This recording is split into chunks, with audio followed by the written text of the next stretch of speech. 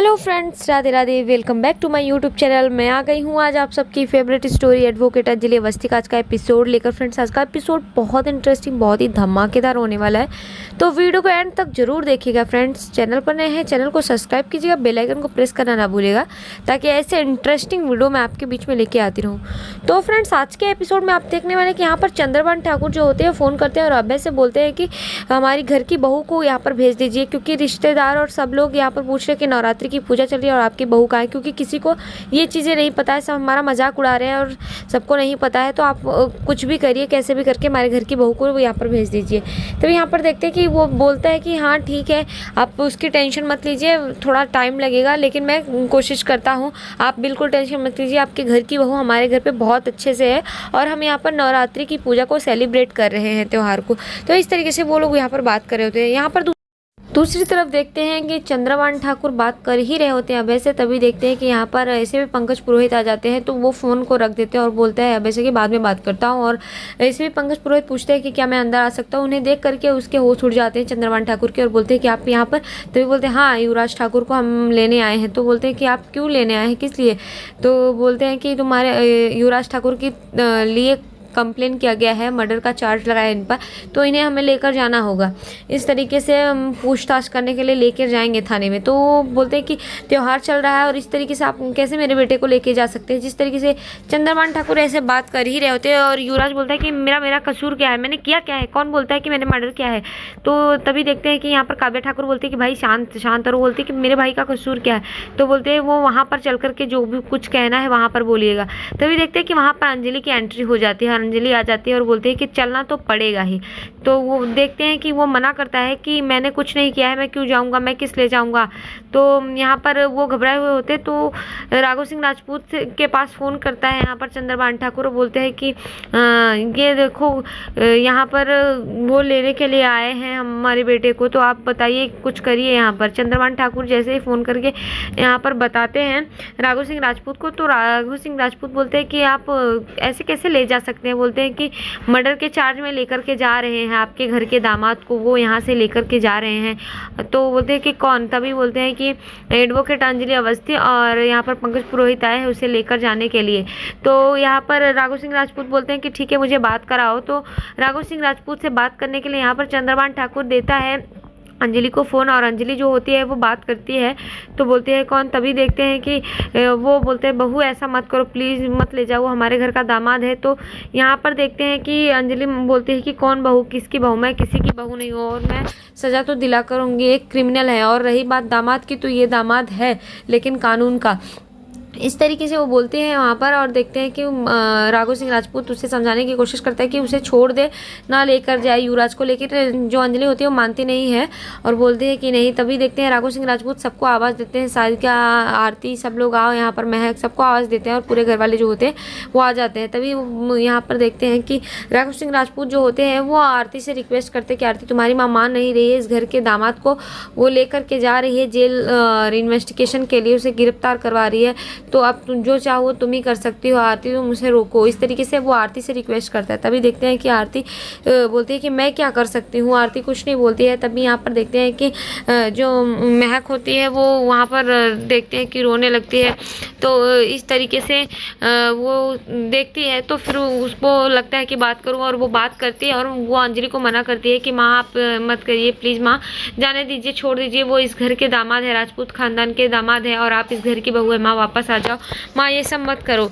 तभी देखते हैं कि जो अंजलि होती है वो बोलती है कि मैं ऐसा नहीं करूँगी और आरती तुम इस कानून के चक्कर में मत पड़ो। तभी आरती जो होती है बोलती है कि माँ ये कानून, कौन सा कानून, जो इसने हमारी, आपकी और सबकी ज़िंदगी बर्बाद कर दी, जिसकी वजह से मेरे पिताजी चले गए और ये सब हुआ है। माँ ऐसा मत करो, माँ लौट के चले आओ, मैं खुशियाँ चाहती हूँ माँ, मैंने आपको अपने बच्चे की माँ की तरह देखभाल की है, मैंने आपको इन्हीं हाथों से खिलाया है, पिलाया, सब कुछ किया है, माँ ये सब मत करो। तभी देखते हैं कि अंजलि जो होती है बोलती है कि क्या तुम उसी चीज़ का कर्ज ले रही हो। तो आरती बोलती है नहीं माँ, मैं उस कर्ज को कभी नहीं चुका सकती, क्योंकि आपने मुझे पाला है माँ, आपने मुझे जन्म दिया है, उसका का कर्ज तो मैं कभी भी नहीं चुका सकती, बस मैं तो आपको रोक रही हूँ, माँ रुक जाइए, आप भी इस घर की बहू हैं। और इस तरीके से वो उसे मना करती है, लेकिन यहाँ पर देखते हैं कि वो मानने के लिए तैयार नहीं होती अंजलि, क्योंकि उसे किसी भी तरीके से अपने पति के गुनहगार को सज़ा दिलाना है। तो यहाँ पर वो मना करती है। तभी देखते हैं कि वो रोकती है कि माँ आप रुक जाइए, लेकिन यहाँ अंजलि मानती नहीं। तो महक जो होती है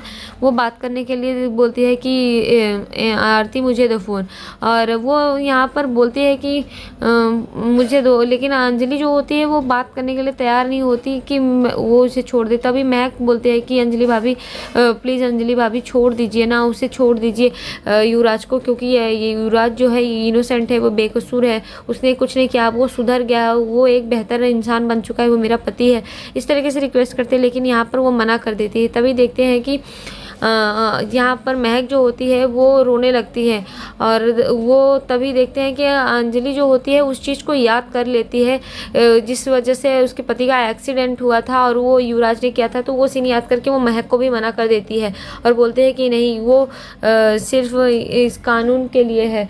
तो इस तरीके से वो मना करती है। और यहाँ पर देखते हैं कि साधिका को भी बहुत बुरा लगता है उसे, क्योंकि वो अब नई चाल चले कैसे भी करे। तो वो देखती है कि आरती की बात भी नहीं सुनती, तो वो मौका देख कर के आरती को बोलती है, देखा ना, मैंने तो पहले ही बोला था वो किसी की नहीं है, कैसे भी उसको दर्द होगा, क्योंकि तुमको पाली नहीं है ना, तुमको जन्म बस दिया है, लेकिन तुम्हारा परवरिश तो तुम्हारे नाना नानी और पद्मा ने किया है ना, इसलिए उसको बिल्कुल भी फ़र्क नहीं पड़ता, उसके लिए, अपनी बेटी के लिए भी कुछ भी फ़र्क नहीं है, उसे सिर्फ कानून दिखाई देता है। इस तरीके से बोलते हैं। तभी देखते हैं कि यहाँ पर आरती बोलती है कि नहीं, रुकना तो उन्हें पड़ेगा, कैसे रुकूंगी वो मैं देखूंगी, इस तरीके से बोलती है।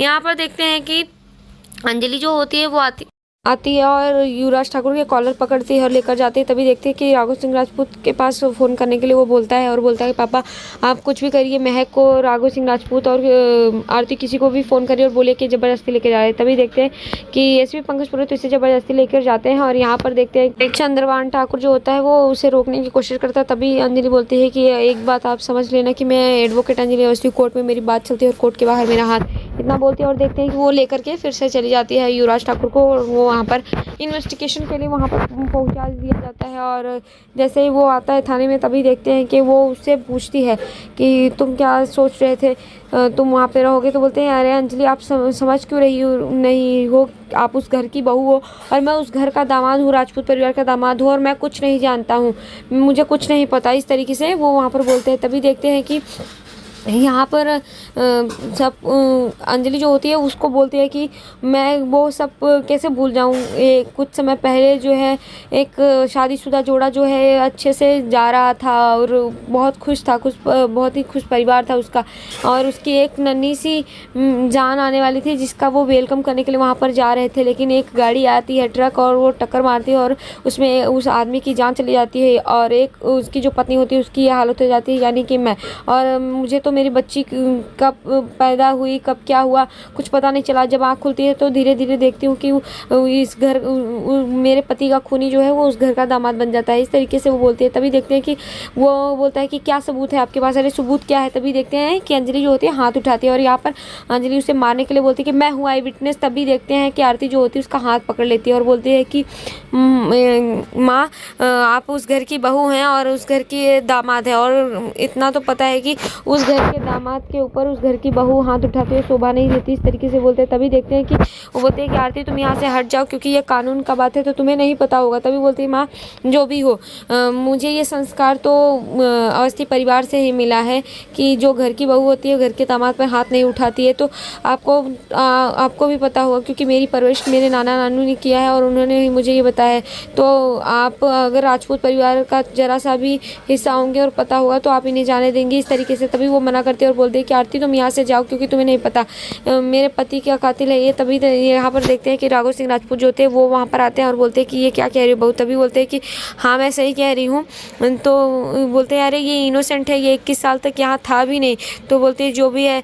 तो यहाँ आरती जो होती है रोते हुए आती है और बोलती है कि माँ मैं खुशी से जीना चाहती हूँ, मैं अभी अपने परिवार में रहना चाहती हूँ, दादा दादी सबका प्यार लेना चाहती हूँ और परिवार में अपने पापा के घर पे रहना चाहती हूँ। तो आप ऐसा क्यों नहीं कर रही, क्यों माँ ऐसा कर रही है। लेकिन यहाँ पर वो मना करती है, अंजलि बोलती है ऐसा मत करो और तुम जाओ इस कानून के चीज़ों में मत पड़ो। तभी देखते हैं कि वो मना करने पर नहीं मानती। आरती जो होती है वो युवराज ठाकुर के हाथ पकड़ करके लेके जाने लगती है और बोलती है कि जो भी है आज तो मैं इन्हें लेकर के जाऊंगी। और जैसे ही जाती देखते हैं वहाँ पर कली आ जाती है और कली खड़ी हो जाती है। कली को देखकर बोलती है कि कली तुम, तभी वो कली बोलती है हाँ, अपनी माँ का सम्मान नहीं कर सकती तो वो क्या ही करेगी कुछ और। इस तरीके से वो बोलती है और जाती है और अंजलि के लिए वो टिफ़िन भी लेकर के गई होती है और ये सब देख करके उसको बुरा लगता है। तो आज के एपिसोड में इतने फ्रेंड्स, मिलते हैं आपसे नेक्स्ट एपिसोड जहाँ पर कली का केस एडवोकेट अंजलि अवस्थी लड़ेंगे और यहाँ पर आरती का केस जो है राघव सिंह राजपूत लड़ेंगे। नेक्स्ट एपिसोड में ऐसा दिखाया जाएगा फ्रेंड्स। तो वीडियो पसंद है तो प्लीज़ वीडियो को लाइक कीजिएगा। तब तक के लिए bye bye, Radhe Radhe, take care.